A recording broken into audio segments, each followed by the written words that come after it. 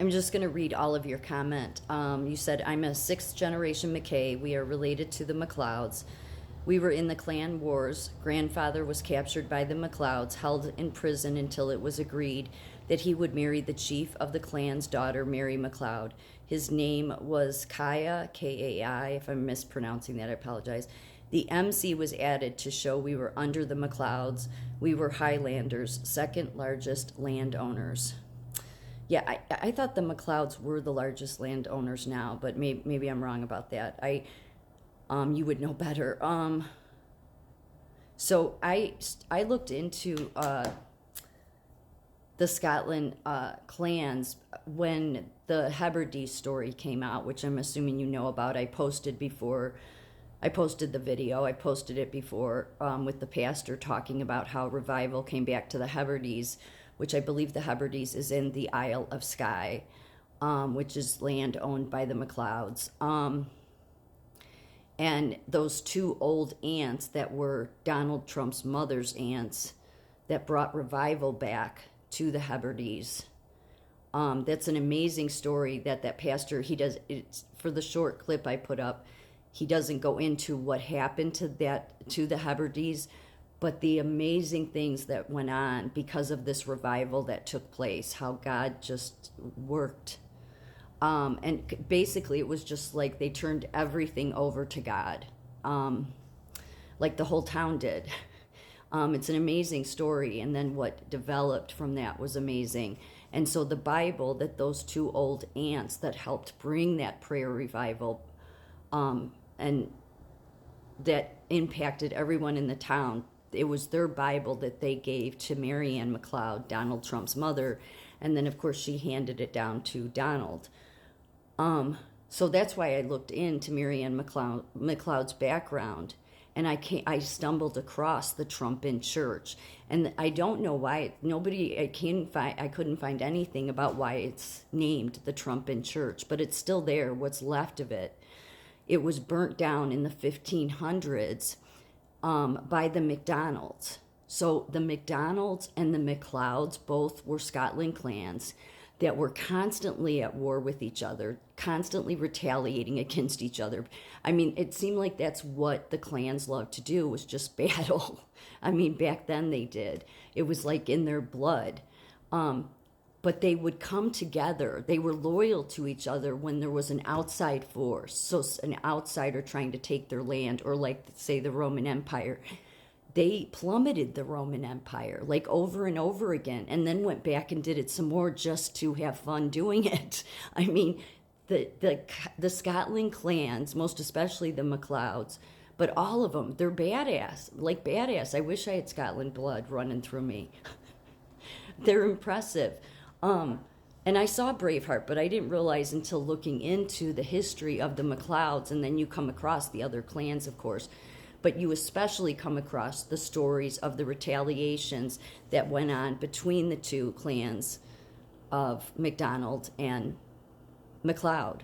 And only one girl escaped from that church through a window, and then she went up, told the clansmen, and then they immediately, this is what they did back then, they immediately retaliated. Then they just constantly, the different ways they killed each other was like horrible, but that's what they did back then. And so they're badass. They have badass blood going through them. And there's two sets of McLeods. I think there's the McLeods from Harris and the McLeods from Lewis, but they're both still the same. And there's different versions of the way they spell the name. It says here, what sets Clan MacLeod apart is their distinctive name and its historical significance. The names MacLeod and McLeod, M-C-L-E-O-D, may appear different, but in essence, they are one of the same. The MC in McLeod is an abbreviation for Mac, M-A-C, derived from the Gaelic word for son. When Mac is combined with another name, it signifies son of that particular name. Thus, McLeod represents the proud lineage of son Leod. with Lloyd being revered ancestor or progenitor of the clan. Over time, the spelling of McLeod transformed to include the unique variant, McLeod and McLeod. Both versions not only signify the same noble heritage, but also showcase the clan's distinctive journey through their history. The McLeods have a storied reputation throughout history. One of their notable accomplishments was their role as warriors and protectors of their land. Renowned for their bravery and martial skills, the McLeods played a significant part in various conflicts, including the Jacobite risings and clan feuds. Their fierce loyalty to their kin and their lands earned them a formidable reputation. Beyond their prowess in battle, the McLeods were also known for their strong cultural and artistic contributions. The clan boasts a rich heritage of poetry, music, and storytelling. The famous fairy flag, an heirloom of the McLeods, is said to possess mystical powers and is cherished as a symbol of their ancestral traditions. The McLeod clan originated from the western coast of Scotland, specifically the Isle of Skye, with its breathtaking landscapes and Is It Ever, and rugged beauty served as ancestral home of the McLeods for centuries. And of course, the Ionic Dunvegan Castle, which is situated on Skye.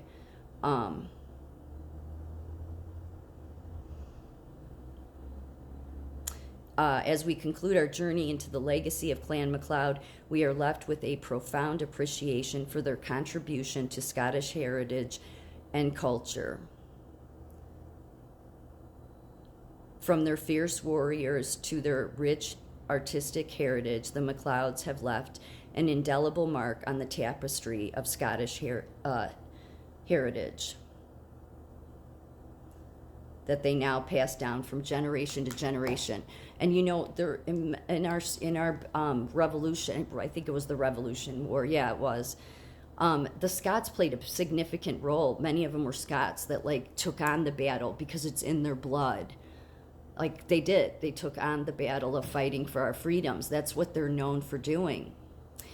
So here's what's really interesting, okay? And this I don't have any proof for, but I'm just going to say this because I've thought it ever since looking into this Scotland clan and reading about other clans, is that Donald Trump throughout the years has often highlighted the McDonald's franchise, okay? I'm sure that the McDonald's franchise that's all over the world, you know, the Golden Arches, goes back to the McDonald clan in Scotland. I assume it does. I mean, I know that for sure? No, but I just am pretty sure it does. And given that the McDonalds and the MacLeods were always at battle, yet they also were strong in, because they knew they were part of the same clan too. Like, that, you know, one and the same. The clans protect, you know, they'll go to war with each other, but when necessary, they come together and are loyal to each other too. So at least that's the history I've read. So I've wondered if it's sort of a traditional thing, because even when Trump was in the White House, he would have that dining room table, that long dining room table, when he would have, like, say, a team that won a championship over, he would have the spread all, you know, Big Macs, quarter pounder with cheese fries, and everybody says that he's eaten McDonald's so often throughout his life. It's amazing what good health he's in. So I've wondered if it has something to do with the clanship, you know, I don't know, a loyalty thing. The only thing I would say is that I did also came across when looking into this clan, your clan, the MacLeod clan, this guy on YouTube like a couple years ago who was in Scotland looking up his heritage, and he was a MacLeod, and he's like, yeah, the only thing bad is Donald Trump's part of our clan. And I thought, well, you're an idiot, because Donald Trump is the epitome of what the MacLeod clan represented, which was the warrior and protector of land, and they fight to the end. So I'm like, you should be proud of Donald Trump having that heritage, being in your clan, because he's the epitome of what Scots were like back in the day. They're fighters and they fight to win. Impressive.